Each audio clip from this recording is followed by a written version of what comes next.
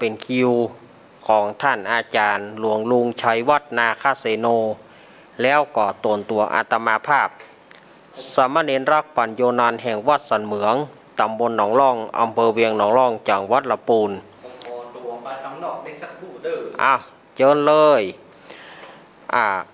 วันนี้ก็รายการสารธรรมยามแรงภาควันศุกร์ก็เป็นรายการของอาตมาภาพแล้วก็หลวงลุงช่วยกันพลัดจัดกันฟังช่วยกันพลัดว่าช่วยกันจัดพลัดกันฟัง ช่วยกันจัดพลัดกันนอศรัทธาญาติโยม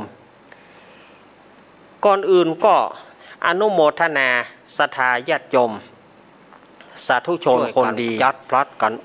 นอศรัทธาญาติโยมกันในวันอังคารที่แล้วอนุโมทนาศรัทธาญาติโยม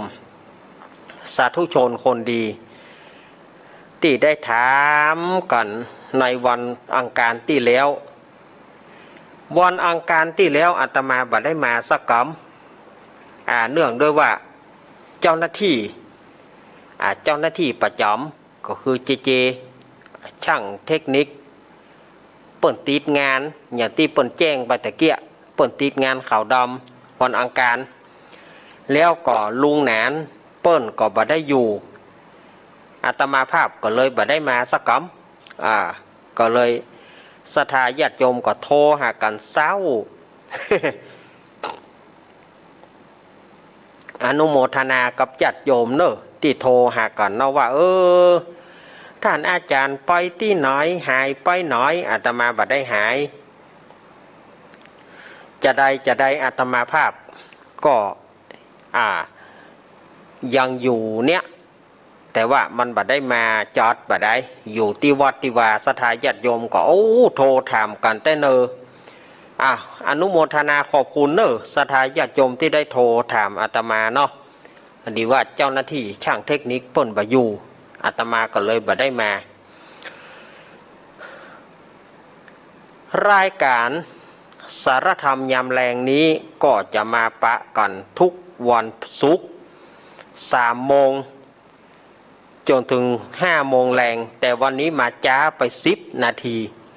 เพราะว่าติดภาระธุระโชเฟอร์ก็ติดเฮาก็ติดเนาะกว่าที่จะมาได้ก็เล่นเอา3 โมงป่ายจะได้ก็ขอสุมาอภัยกับญาติโยมเนอะเฮาจะปะกันตั้งสถานีวิทยุแห่งนี้บอกว่าจะเป็นสถานีวิทยุวัดไฟหิน104.50 สถานีวิทยุห้วยตองซักเรดิโอ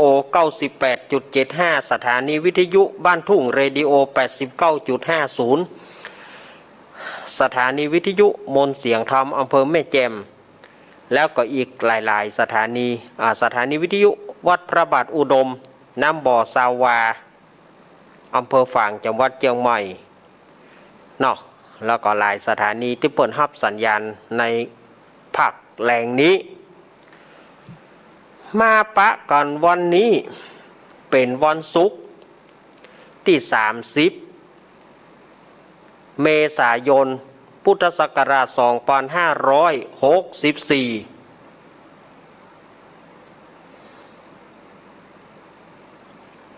เดือน8เหนือเดือน6ใต้แฮมมันนี่4 ค่ำแฮมมันนี่4 ค่ำ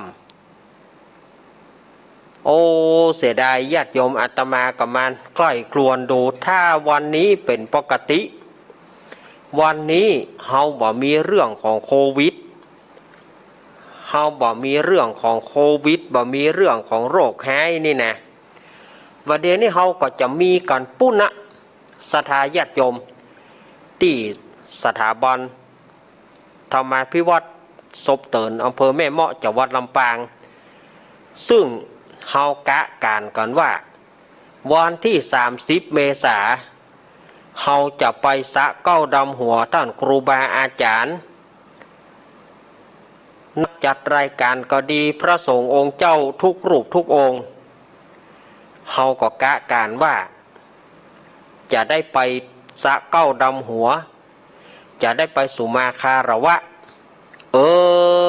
ก็มีเหตุ เรื่องของโควิด-19 เรื่องของโรคโควิดก็ทำให้ยกเลิกกันไปก็เสียดายแต่ที่อย่างวันนี้เนี่ยเขาจะได้ม่วนงานสันเล้ากันและศรัทธาญาติโยม แต่ที่ว่าจะได้ม่วนงานสันเล้าจะได้ม่วนกันจะได้ไปสู่มาคารวะจะได้ไปสะเก้าดำหัวกันศรัทธาญาติโยมเขาก็จำเป็นต้องยกเลิกกันไปเนาะเอาไว้โอกาสหน้าฟ้าใหม่เขาก้อยว่ากันศรัทธาญาติโยมเขาก้อยว่ากันเนาะมาปะก่อนวันนี้ศรัทธาญาติโยมอาตมากระจายเวลาไปนักมาปะก่อนวันนี้แล้วอาตมาก็จะเอาถึงเรื่องก๋อมเนาะพอดีว่าแม่อุ้ยหอมที่เปิ่นอยู่อำเภออย่างก็อำเภอสันกำแพงอีกเปิ่นถามมาเปิ่นจะให้เตะทำเรื่องก๋อมแต่ว่าอาตมาบ่ได้เอาทำมาวันนี้ก็จะมาเล่าเรื่องก๋อมเรื่องก๋อมอย่างใดมันมีก๋อมอย่างพ่องเนี่ยอันนี้อยู่ในธรรมะพื้นเมืองเป็นธรรมวัตรพื้นเมืองเรื่องก๋อมวิบากซึ่งอาตมาภาพจะได้น้อมนำมามาจากศรัทธาญาติโยมว่าคนเฮานี่อยู่ด้วยก๋อมเป็นก๋อมอย่างก๋อมแต่ก๋อมว่าเป็นก๋อมที่บัสวะบ่วางคนเฮานี่ถ้าว่าบ่มีก๋อมคนเฮาก็จะอยู่สบายกันนะศรัทธาญาติโยมแต่ว่าแต่ละคนบางคนก็ว่ามันเป็นอย่างเกิดมาภาวะจตินี้เกิดมาภาวะจัดนี้บางคนก็แข้งปุดขาขาดสุมาเตอบางทีก็เอาตีนบางคนก็เอาตีนต่างมือบางคนบ่มีมือใจตีนกอมมีดใจตีนกอมปากกา ใจตีนหนีบปากกาใจเขียนก็นั่นนะเตียวก็ห้านนะใจจอนก็ห้านนะมันเป็นกรรมอย่างอันนี้มีพราหมณ์มีพราหมณ์คนหนึ่งไปถามพระพุทธเจ้าว่าคนบางคนนี่เนี่ยอย่างบางคนก็เกิดมาหูหนวกตาบอดบางคนก็เกิดมาบาเต้ากันบางคนก็มือกุดมือหุ้ยบางคนก็เป็นเฮือนบางคนก็เป็นขี้ตูดบางคนก็เป็นแข้งล้าขาสึงบางคนก็เป็นผีบ้าบางคนก็จิตบ่พอดี มันเป็นกรรมมาอย่างล้ำเหลือนี่ก็ทูลถามพระพุทธเจ้าพระพุทธเจ้าเปิ้นก็เลยจำแนกออกมาว่าดูกราต้านพามเหยอันว่าคนเฮานี่มันเกิดมาก็เปื้อใจกรรมบางคนก็ตุกบางคนก็มีบางคนก็อยู่ดีกินดีบางคนก็หาเจ้ากินค่ำมันเป็นด้วยบุพกรรมมีเป็นบุพกรรมทั้งนั้นบางคนก็เกิดมาหูหนวกตาบอดบางคนก็มีอายุมันยืนยาวบางคนก็มีอายุสั้นอันเนี้ยก็ด้วยกรรมบางคนก็เหมือนฟ้าแมบยามเดียวก็คือว่าฟ้าแมบยามเดียวจะได้ฟ้าแมบยามเดียวก็เกิดมาเอาจติเกิดมาเอาจัดเกิดมาแล้วก็ตายบางคนนะก็เกิดยามบัดนั้นได้เกิดตายในท้องก็มีบางคนก็เกิดมาเปิ้นบ่ต้องการเอาไปละไปขว้างเอาไปขว้างไปตูมไว้ งยากะถังขยะถังขี้โคกะบางทีก็ถูกเปิ้นทำแท้งเอาไปขว้างอันเนี้ยก็มันก็เป็นด้วยบุพกรรมเป็นด้วยกรรมของคนเฮาอย่างเฮาบัดเดียวนี่เฮาก็กรรมนะสถานญาติโยมบอกว่าจะเป็นอาตมาบอกว่าจะเป็นญาติโยมอยู่ก็ด้วยกรรมบัดเดี๋ยวนี้เฮาก็ซ้ำเจอโลกซ้ำกรรมสัตว์กรรมอันหยังก็กรรมอันหยังโควิดเนี่ยสถานญาติโยมเฮาก็มาเจอใส่กรรมเนี่ยบอกฮู้ว่าจัดก่อนเฮาไปทำอันหยังไว้เฮาก็บ่อาจจะว่าได้เฮาก็บ่อาจจะฮู้ได้เพราะเฮาบ่ใจอริยบุคคลบอกว่าจะเป็นโยมบอกว่าจะเป็นอาตมาภาพก็ปุถุชนเหมือนกัน บอกฮู้ว่าเฮาไปทำอันหยังไว้เฮาก็จึงมารับกรรมแต่ก่อนนี้เฮากลัวโรคที่จะเกิดมาจากสัตว์เปิ้นเฮาว่าโรคระบาดหรือว่าโรคแห่ลงกินเป็นโรคระบาดเป็นโรคแห่ลงกินมันจะเกิดขึ้นกับสัตว์อันนี้เอาที่เฮาฮู้นะเอาที่เฮาฮู้มาสมัยก่อนเนี่ยจากสัตว์ต่างๆบอกว่าจะเป็นงัวควายบอกว่าจะเป็นสัตว์ปีกอย่างเช่นไก่กาเป็ดกาอย่างกานี่แต่ก่อนก็กลัวว่ามันจะไปแพร่กลัวมันจะไปแพร่ระบาดไปตั้งหน้าสมัยก่อนมีวิธีอย่างไรงัวควายมันตายตายอย่างก็สุมาเนอะฆ่าเหี้ยบอกว่ามันไปติดตัวอื่นเป็นก้อยเป็นก้อยเป็นอย่างที่มันเหงามันเป็นก็ฆ่าเหี้ยบอกว่ามันได้แพร่ไปโรคหมูโรคไข้หวัดนกที่เราเจอมาโรคชาโรคชาโรคอันอย่างก็เนี่ยที่เราเจอมาเมื่อประมาณ20 กว่าปีเนี่ยเราเจอกันไหมโรค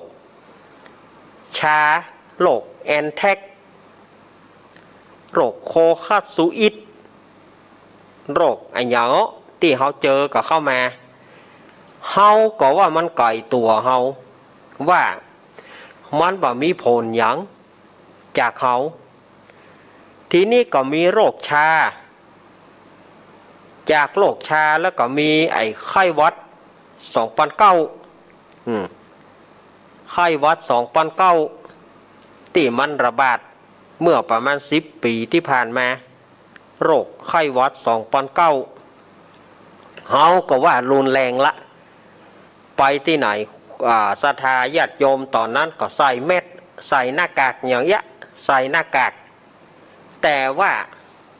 มันบ่แพร่ระบาดอย่างนั่งหนาไข้หวัด2009มันก็เป็นเหมือนกันเป็นแล้วมันก็หายมันก็หายพอตอนนั้นพวกก็รณรงค์ก็ใส่หน้ากากอนามัยไปที่ไหนศรัทธาญาติโยมเขาใส่หน้ากากอนามัยเหียก็ดูว่าตอนนั้นก็บ่ค่อยรุนแรงเท่าใดแต่เฮามาเจอที่รุนแรงก็ขึ้นมาก็คือโควิดโควิดมาต่อหมอปีแล้วปีใหม่ปีแล้วก็หยุดกันไปพอถึงปีใหม่ปีใหม่สากลขึ้นมาปีกมาแถมระลอก2ระลอก1ระลอก2ก็ยังบ่ค่อยรุนแรงเตื้อมาถึงระลอก3ศรัทธาญาติโยมแบบมาแบบยับเยินระลอก3โอแวดหัวแวดหางเฮาศรัทธาญาติโยมอันเนี้ยก็ด้วยกรรมเหมือนกันเนี่ยแต่ก่อนเฮาก็ว่าโรคสัตว์ กลัวสัตว์เป็นพาหะนำโรคเอาเข้าบัดเดียวนี้กลายเป็นว่าโคนเฮาเนี่ยมนุษย์โคนเฮาเนี่ยเป็นพาหะนำโรคแล้วเฮาจะแย่จะใดก็เลยมีการภัยบาสบายอย่างใดก็ต้องเอาไปกักตัวภัยแย่จะใดต้องเอาไปกักตัวอันนี้ก็ด้วยกรรมเหมือนกันกรรมเฮาจะไปทำอย่างไว้เฮาก็บ่อาจจะรู้ได้ว่าเฮาไปทำกรรมมาอย่างไว้ไม่อาจจะรู้ว่าเขาไปทำกรรมมาอย่างไว้นี่เปิ้นก็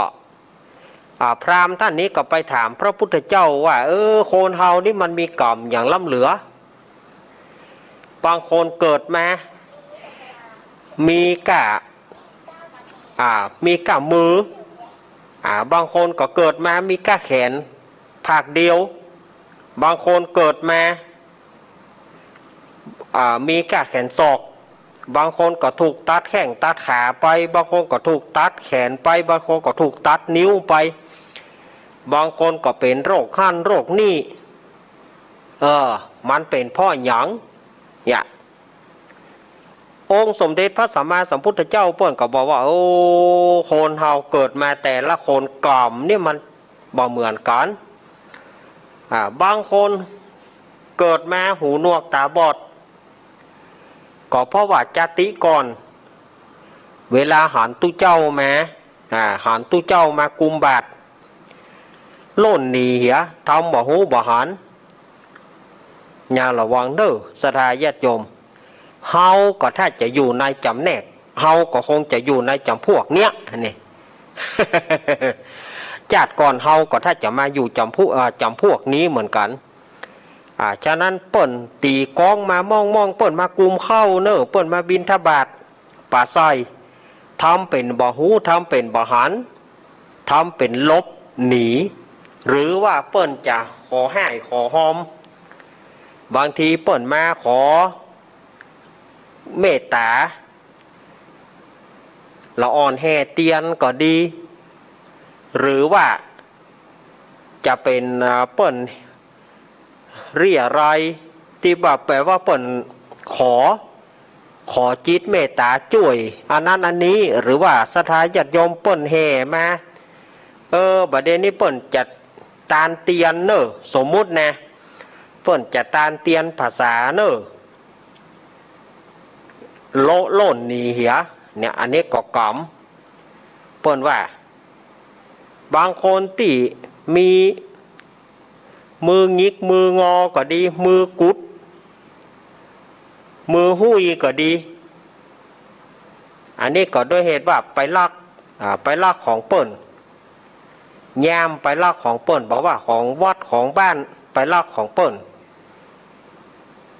เกิดมาจตินี้ก็จึงบ่มีมือที่สมบูรณ์แบบนี่อันนี้ศรัทธาญาติโยมอันนี้อาตมาเอามาเล่านะอาตมาก้อนจากในธรรมมาเล่าคือศรัทธาญาติโยมฟังนะไม่ใช่ว่าอาตมาว่าคนเดียวอาตมาก้อนไกลมาจากเอาในธรรมมา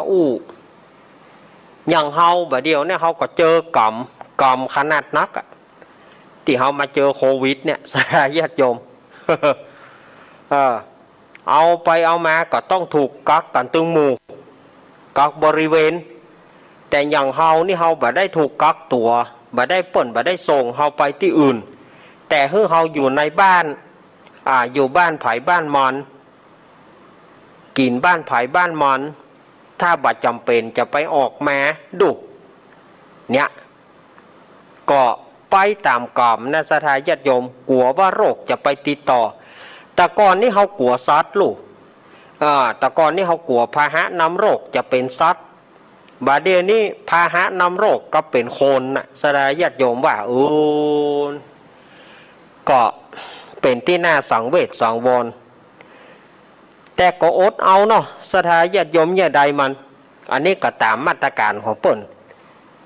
เมื่อว่าเปิ้นว่าฮื้ออย่าอั้นเขาก็ทำตามอย่าอั้นเปิ้นฮื้อใส่หน้ากากเขาก็ใส่เหียเขาบ่คัดเปิ้นนะเฮาบ่ใส่เฮาก็จะโดนปรับแหมะ สดายญาติโยมว่าเฮาบ่ใส่เฮาก็จะโดนก๊อกจะโดนปรับตัวแรกตะใดก็6 ปันตัวที่2ไปตะใดก็เปิ้นอู้กันนะอาตมาก็บ่ค่อยฮู้อาตมาก็ฟังไปนะถ้าไผบ่ใส่เวลาออกจากพื้นที่ออกจากบ้านจากจองไปบ่ใส่เปิ้นจะหมายหัวนี่มาตรการมันก็เด็ดขาดไประลอก3นี่รู้สึกว่าจะรุนแรงกว่าระลอก1ระลอก2เนาะสถาญาติโยมว่าแล้วปีนี้เนี่ยเขาก็เลยบ่ได้อย่างบ่ได้ไปห่วมกันซักเก้าดำหัวครูบาอาจารย์สักกำก็ฝากเสียงนี้เนอะฝากเสียงนี้ขอสุมาคารวะต่อท่านครูบาอาจารย์พระสงฆ์องค์เจ้าที่จัดรายการก็ดีบ่ได้จัดรายการก็ดีทุกท่านทุกรูปทุกองค์ก้าวกับผมอาตมาภาพขอใจเสียงนี้ต่างบุภาต่างดอกไม้ต่างส้มปล่อยต่างเข้าของต่างๆขอสู่มาต่อพระคุณเจ้าพระสงฆ์องค์เจ้าทุกรูปทุกองค์เนาะใจเสียงนี้เป็นการดำหัวครูบาอาจารย์ไปในตัว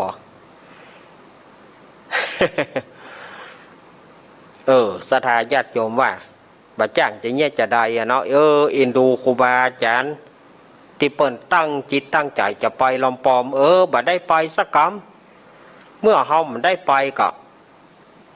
ใจเสียงนี้ต่างดอกไม้ต่างส้มปล่อยต่างเข้าของต่างๆขอสุมาคารวะต่อครูบาอาจารย์พระสงฆ์องค์เจ้าถ้าบางอันนี้เราจะไปกันปุ๊บนะกับวันเนี้ยปทม่วนกำแล้ววันนี้ที่วันนี้เราก็ไปโจ้กับปุ๊บนะกะไปดำหัวครูบาอาจารย์ปุ๊บนะที่สถาบันธรรมาภิวัตรศพเตินแม่เหมาะปุ่นนะ ที่บัดเดียวนี่ย่ำได้ออกมาแต่กะหาเนาะถ้าว่าเป็นวันแท้ๆได้ออกมาเตื้อ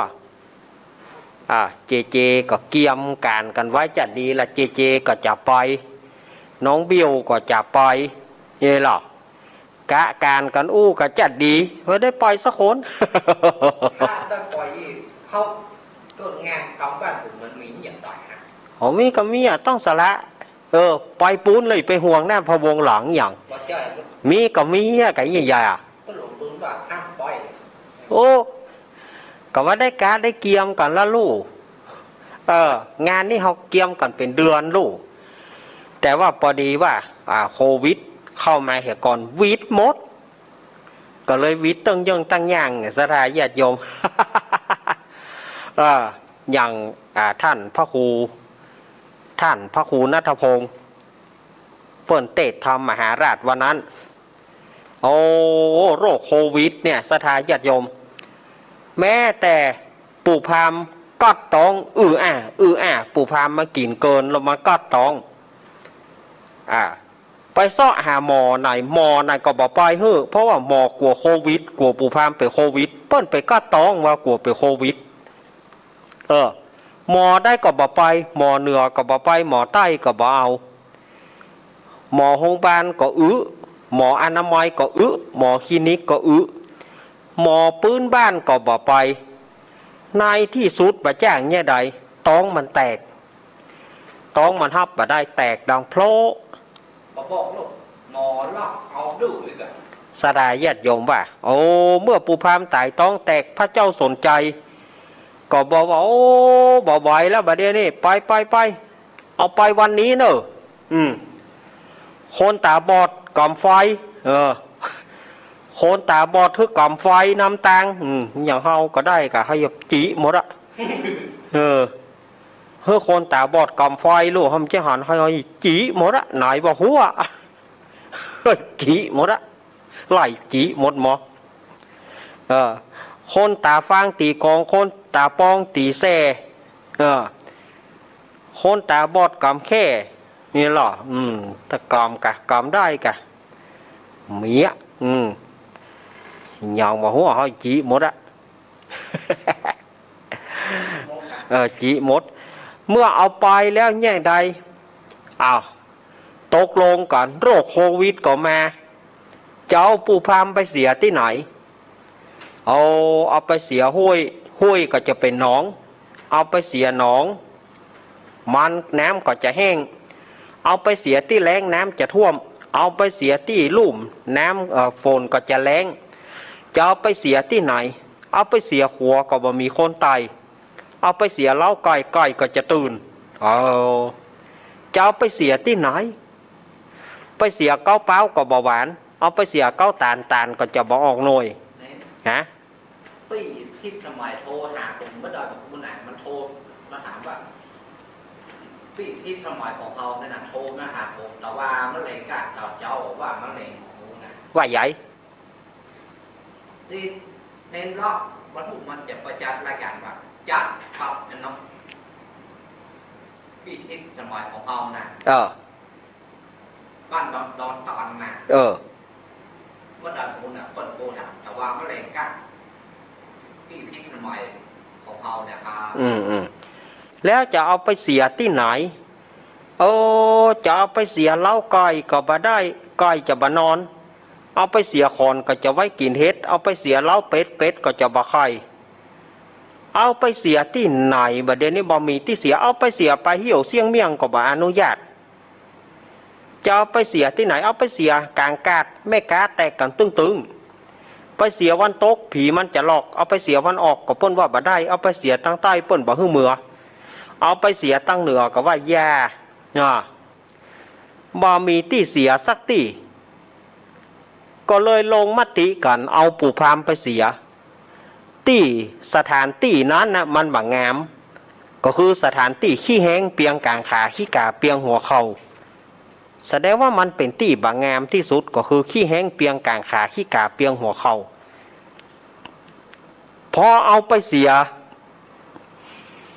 ได้ที่เสียแล้วบ่มีตุเจ้าจะมาบังสกุล ไปหาตุเจ้าวัดนั้นก็บ่ได้วัดนั้นก็บ่ได้เอาตุเจ้าวัดนั่นอย่างมาดูก็แน่เฮาก็เลยว่าท่านพระครูบ่มีตุเจ้ากะมาเพะเดี๋ยวไปเฮ้อเขาไปหาตุเจ้าจะเอามาบังสกุลปู่พามไปหาตุเจ้าไหนก็บ่ได้ไปหาตุเจ้าไหนก็บ่ได้ตุเจ้าวัดเหนือก็ว่าไปบ่ได้วัดใต้ก็ว่าเป็นฝีเตียวขยกวัดวันตกกลัวผีปู่พามหลอกวัดวันออกก็บอกว่าบ่ได้ไปเผียววัดแม่นไปเผียววัดแม่นวัดเมียนแม่ก็บอกว่าเขาคนละภาษาบ่มีตุเจ้าจะมาบางสกุลบ่มีตุเจ้าจะไปสวดปู่พามไปได้ตุเจ้าตัวหนึ่งก็ซ้ำบะจ้างไปได้ตุเจ้าตัวหนึ่งซ้ำบะจ้างอย่างเสียอย่างไปถึงอันนะปอนปู่พามเฮยให้มึงไปตกโมนาหกลงอเวจีมึงอย่าได้มาเกิดมางอกแถมซ้ำศรัทธาตั้งหลายซ้ำหัวเนี่ยศรัทธาญาติโยมยุ่งไปทุกสถานที่ เนี่ยโควิดเนี่ยมันวิตตั้งยังศรัทธาญาติโยมจ้างแย่ใดฉะนั้นเฮาจะแย่งใดศรัทธาญาติโยมเฮาก็ทำใจให้สบายบ่ต้องไปกึดคืนนี้ถ้าเอาน้ำมนต์กับหลวงพ่อสุจิตตานุรักษ์วัดน้ำบ่อสาวาคืนนี้ศรัทธาญาติโยมเอาน้ำมนต์จากหลวงพ่อแล้วก็วันอังคารอาตมาแน่นอนวันอังคารแล้วนี่เปิ้นเกี่ยมน้ำมนต์กันอันนี้ต้องโยงให้เจคนเดียวอันนี้โตดเจคนเดียวผมขอโทษตัวเจ้าครับวันการนี้วันการแล้วนี่ผมติดงานเขาดำในเฮานี่หาชัวละเฮาจะมานะผมจะบอกคือในรอบนะครับเอาเปิ้นหลวงนานมาคงเต็มเปิ้นว่าครับเปิ้นว่ายอมว่าจะบ่ายอมเปิ้นหลวงนานเปิ้นบ่ได้อยู่โตดเจคนเดียวงานนี้เปิ้นหลวงนานก็มีนี่หรอ ลวงนั้นเปิ้นบ่ได้อยู่แล้วก็เลยว่าอันก็บ่มาเตื้อบ่ได้หลวงนั้นที่ข้างโกติเนี่ยบ่มาเตื้ออันก็เฮาก็บ่มาละเพราะว่าเปิ้นบ่ได้อยู่เจ้าหน้าที่ก็บ่ได้อยู่สถานญาติโยมเปิ้นเกียมน้ำมนต์ถ้ารออาตมาได้วันอังคารถ้ารอบ่ได้เอาคืนบื้นคืนบื้นที่หลวงพ่อเนอะคืนบื้นก็ญาติโยมก็เอาน้ำมนต์ที่หลวงพ่อเอาขจัดโควิดเนอะขจัดโควิดบ่เฮือได้มายุ่งมาใจกับสถานญาติโยมแห่งต่อไปสถานญาติโยมก็เนี่ยอาตมาก็เอามาเล่าเก็ดเล็กเก็ดน้อยสถานญาติโยมเล่าให้สถานญาติโยมทั้งหลายว่าเนี่ยมันเป็นกรรมเฮาอยู่ตึงวันก็กรรมโรคโควิดเนี่ยเป็นเจ้ากรรมนายเวรบ่ฮื้อได้ไปทางใดบ่ฮื้อไผได้ไปทางใดบัดเดี๋ยวนี้เนี่ยแล้วเฮาจะเนี่ยจะได้ท่านอาจารย์เฮายาอย่างจะหายมีอย่างเดียวมันกวดน้ำไปหาเจ้ากรรมนายเวรโรคโควิดเนี่ยก็ถือว่าเป็นเจ้ากรรมนายเวรใหญ่ผมลืมบอกไปนะครับแต่ที่ตุลุมนั่นจะเป่าใบไม้เปิ้นจะท่าฟังในรอบเปิ้นจัดในแก่เนาะขอบคุณเนอหลวงลุงชัยวัฒน์นาคเสโนตุลุงนันเนอแล้วก็เฮาจะเนี่ยจะได้เฮาก็มาช่วยกันอย่างเดียวรวมพลังกันต่อต้านร่วมกันเมื่อคืนบื้นก็เฮาก็รวมจิตรวมใจเป็นน้ำหนึ่งใจเดียวกันไปหาหลวงพ่อเพื่อขจัดโควิดแล้วก็กรวดน้ำหมายตาลแผ่เมตตาให้กับเจ้ากรรมนายเวรหื้อหนีไปจากเมืองเหนือร้านนาของเฮาแล้วกับประเทศสยามเมืองยิ้มของเฮาเอาดีกว่าเนาะสถานญาติโยมอันเนี้ยอาจจะเป็นทางออกอาตมาอาจจะมีส่วนหนึ่งที่จะเป็นส่วนหนึ่งที่จะช่วยบรรเทาให้สถานญาติโยมอะไรที่จะแนะนำได้อาตมาก็แนะนำสถานญาติโยมก็หวังว่าสิ่งที่อาตมาอู้ไปนี่อาจจะเป็นส่วนหนึ่งที่ทำให้ได้ขจัดทุกข์บรรเทาความสุขได้อย่างเพื่อเขาว่าได้บรรเทาทุกข์ให้ระบายความทุกข์ให้มีแต่ความสุขความเจริญก็ให้สถานญาติโยมก็พอใจเงาแควนหน่อยนะอาตมาก็พออกพอใจและที่ว่ามีส่วนหนึ่งช่วยสถานญาติโยมเนาะอาตมาก็หวังใจเนี้ยเนอะหวังใจเนี้ยคือหวังใจขอให้สถานญาติโยมเฮาได้พ้นจากโควิด-19พ้นจากอันอย่างต่างๆอาตมาก็หวังใจอย่างนึงว่าขอให้สถานญาติโยมเฮาพ้นจากโควิดบ่อยๆจะมีวิธีไหนช่วยกับกรวดน้ำหาเจ้ากรรมนายเวรแล้วก็อุทิศไปถึงโรคโควิด-19ให้มันหนีไปไกลๆประเด็นนี้3:49แล้วครับช่วงเวลาแถม10 นาทีให้หลังนี้เฮาก็ลองเปิดสายเนาะสถานญาติโยมว่าวันนี้อาตมาอู้คนเดียวก็ช่วงแรกเนาะ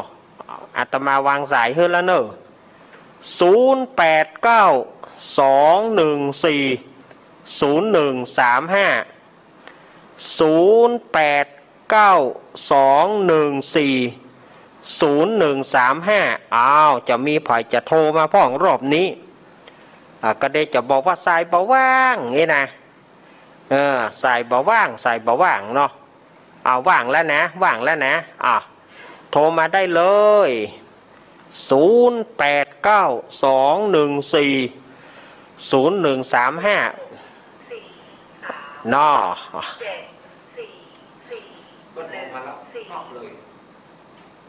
เจริญปอนอันนั้นนี่อย่างน้องโทรศัพท์ได้ยินเลยครับเจ้าน้องโทรศัพท์ได้ยินครับอันนี้เลยร้านนี้มันคืนกันอันนี้โยมโทรจากที่ไหน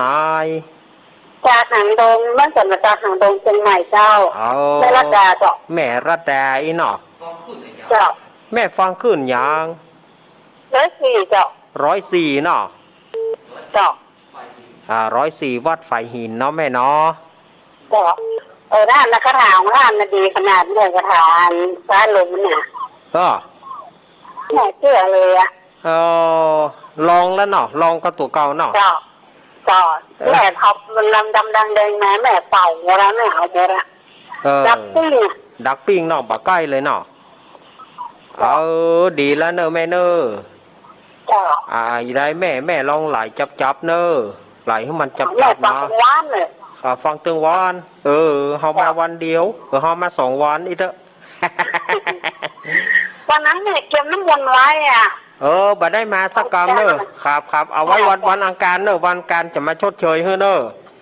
เจ้า วันการจะมาชดเชยคืนวันการจะมาชดเชยให้เนาะครับขอบคุณแม่เนอะ เจ้า ขอบคุณอันนี้หางดงอันนี้โซนเหนือโซนเฮามาละหางดงแม่วางสายฮึกำวางสายฮึกำแม่ลัดดาวางสายฮึกำเอาละรู้ละ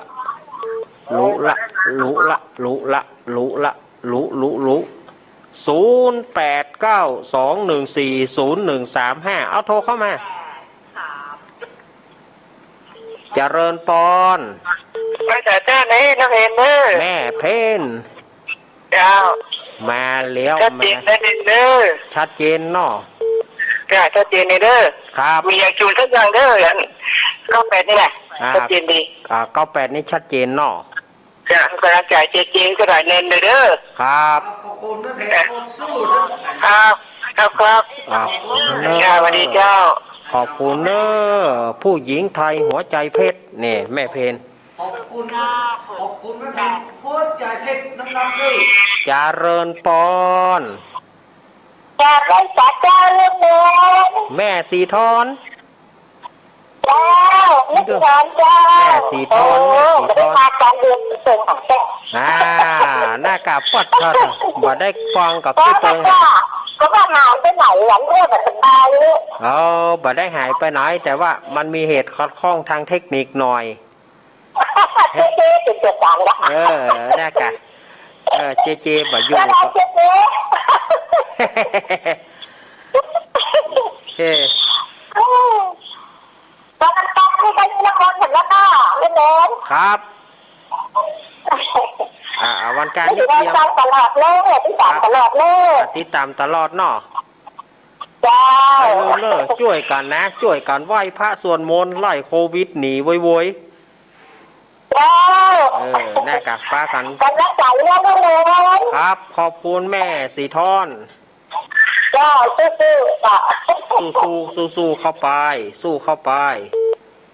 เนาะชีวิต จ้า ครับ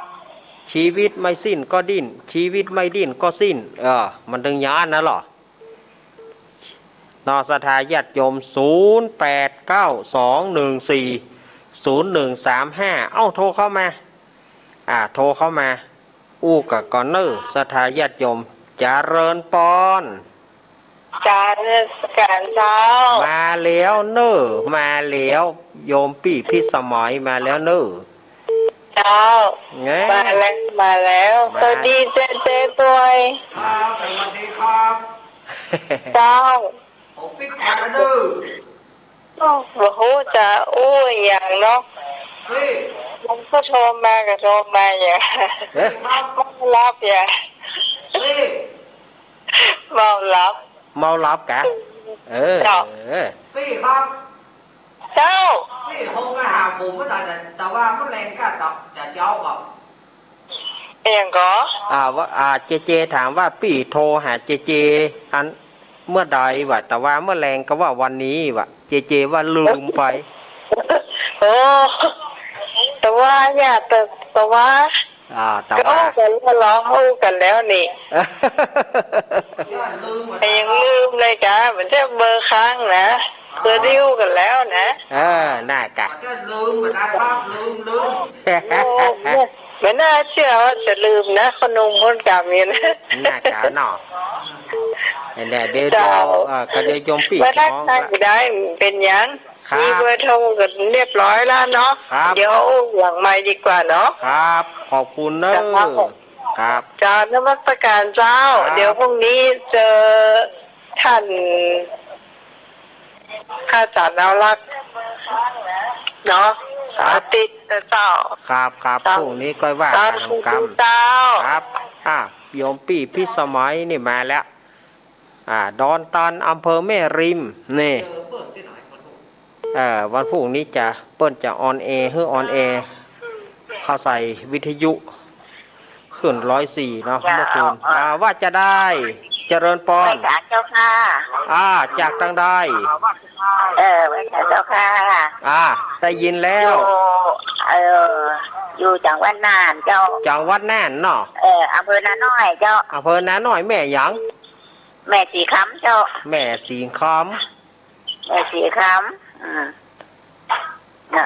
วันนี้จะ พัง ทำ อยู่เนอะเจ้าพังอยู่ พังอยู่ ติดตามเป็นประจำเนาะ ติดตามเป็นประจ เจ้า ำพังประจำ พังประจำเจ้า พังประจำอีกอะพังกันไปเจียๆ เนาะ ขอบคุณนักที่พังกัน ถ้าว่ามีวันอาการแม่กับเจ้าน้ำมนต์อยู่ ครับ อืม เดี๋ยวกันเนอะแม่แม่เดี๋ยวก้อยโทรรอบ2เนาะ เจ้า อาตมาภาพขอสุมาอภัยเนอะมันหมดเวลาเห็นแล้ว จับเวลาอาตมาหมดเวลา เดี๋ยวกันเนอะผู้ที่จะโทรมาหาเมื่อรูนนี่เนาะก็เดี๋ยวก็โทรหาอาตมารอบหลังเนอะก็โทรหาอาตมารอบหลังเนาะเดี๋ยวมันหมดเวลาละว่าจะได้ ฟังอยู่เนอ ฟังอยู่เนาะเดี๋ยวรอบ2เนอะน้องเบี้ยวเดี๋ยวรอบ2เนอะมันหมดเวลาละ เข้า ครับ มาแล้วมาเป็นอย่างแล้วครั ขอบคุณ หมดเวลาแล้ว 097 ก่อนอื่นก็ 93 ที่เที่ยว มันก็เดียวกันนะเจ๊จะไปโซนมือถ้ามันปิดบ่ได้ง่ายๆเด้อฮู้ก็มันบ่เหมือนเครื่องกูเตือเอาละต่อไปนี้ขอลาขึ้นป้อลุงโดมก่อนกำเดียวขึ้นหมู่เฮาขึ้นสีขาวเฮารอกำเดียวรอบ2รอบนี้อาตมาเหยียบย้างก่อนลาขึ้นป้อลุงโดมขอบคุณป้อลุงโดมแม่เทียมวอนเนอร์เพื่อท่านตั้งหลายอยู่